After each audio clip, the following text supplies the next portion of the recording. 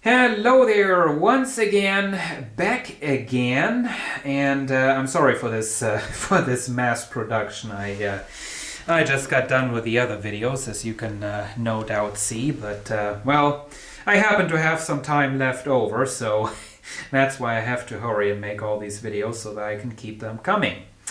Anyway, here we have a bit of an update regarding the Mission Cyrus stereo system from the early 90s, or actually I believe this is late 80s, I'm not sure. I think this is 1990. Anyway, I got this stereo system quite a while ago off of eBay, and we did unbox the thing and we took a first look, and I made some videos about the inside of the amplifier and how to modify and unmodify it for use with the optional external PSX power supply. But then it all went quiet, and you haven't seen these things in quite a while, I guess. Anyway, thing is, when I got done unmodifying the amplifier so that I could use it without the PSX, hooked it all up in the main stereo system, and what did I have to find out? A loud hum. The amplifier had a very, very loud hum in the phono mode, and the hum was actually so loud that you would still be able to hear it in the line modes. It was a lot more quiet, but it was still very, very well audible. So that was just not the kind of thing that I was looking for, especially not in my main stereo system. So I unhooked these things and put them away, and they've been waiting for repairs for quite a while. A couple of weeks ago I finally got around to doing something about it, and yes, I did do something. I did not repair it, and that's for sure. Anyway, so I opened up the amplifier actually. So let's just focus on the amplifier a little bit. I opened up the amplifier. What I found out was there was a blown resistor. It was actually blown so badly that you couldn't read the value anymore. So luckily, a friend of mine has the Mission Cyrus 1, and it is, for as long as you have the same generation, it is exactly the same internally as the Cyrus 2, except the Cyrus 2 has bigger output transistors for higher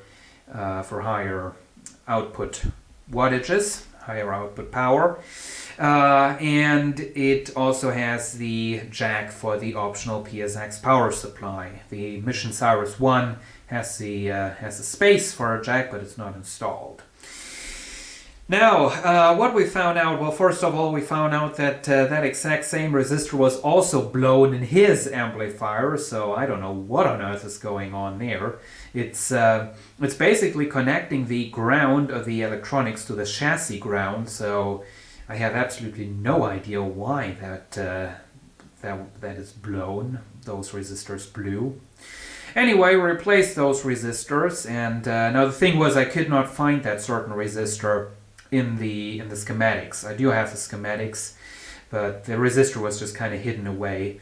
My friend managed to find it though, so we could confirm that we were replacing the resistors in both this and his amplifier with the right value. We did use a higher wattage though.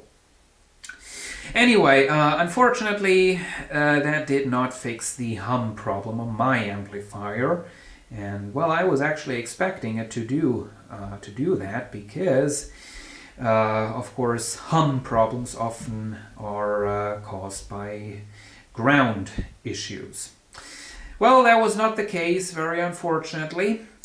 It continued to hum, but I found another problem. Now this amplifier, you might be able to kind of see that if we probably not really. You might be able to see that it's kind of discolored around there. It's darker than the rest. Now, this unit, it has a pair of voltage regulators for providing power to the preamplifier, the phono preamplifier. This thing, this is a weird construction. It has a main amplifier for the line inputs. and the preamplifier is all passive, just the volume control and the input selectors. There is only a preamplifier for the phono part. And that thing's power supply, the voltage regulators were getting incredibly hot. They actually burned the circuit board internally and discolored the housing up there.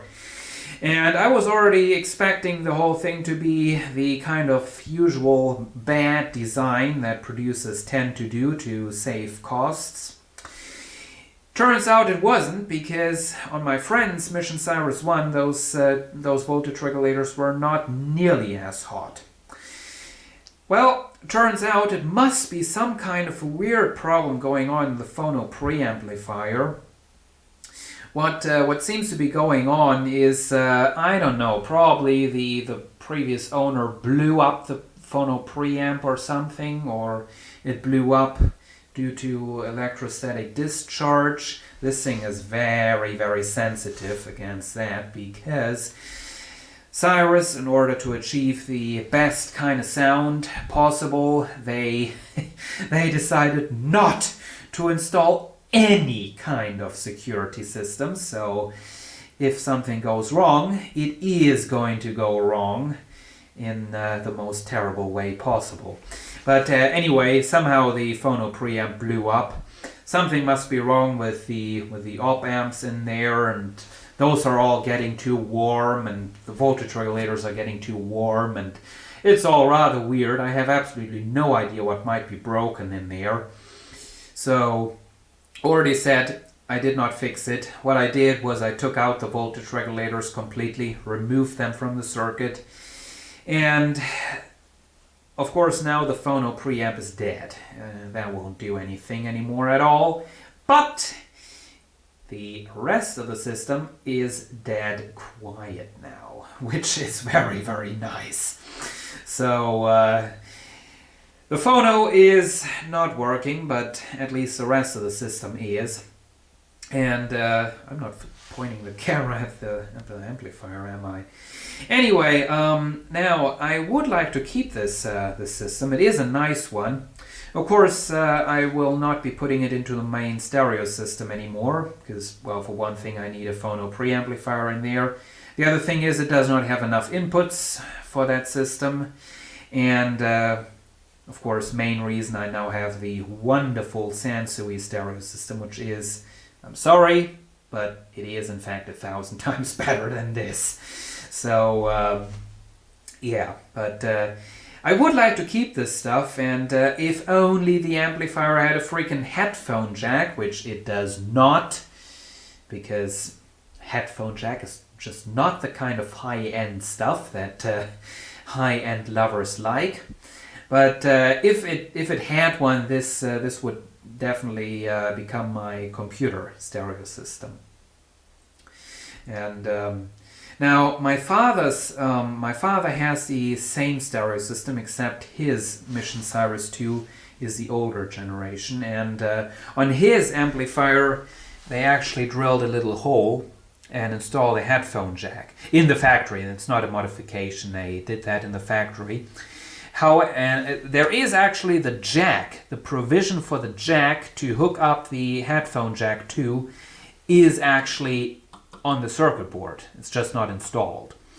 But the problem is, well, for one thing, the headphone jack, even if it was there, it would not turn off the speakers, which is kind of a stupid design. Once again, of course, in order to keep it all high-end, they kept all the switches out of the signal circuitry, so nothing like that. If you want to have headphones exclusively, you have to unplug the speakers, which is stupid. So that's an issue, and you know, I could install a jack, but I don't want to drill a hole into the front. I really wouldn't like doing that. I could modify it so terribly that you know, install a jack that also turns off the speakers and all of that, but I guess you'll all agree that's a rather horrible thing to do. Just imagine that. A big quarter-inch jack in the front of there that doesn't belong there. And, oh well. You know, one thing I thought I could take out the PSX jack down there, install the headphone jack right there, but that wouldn't be a good solution either.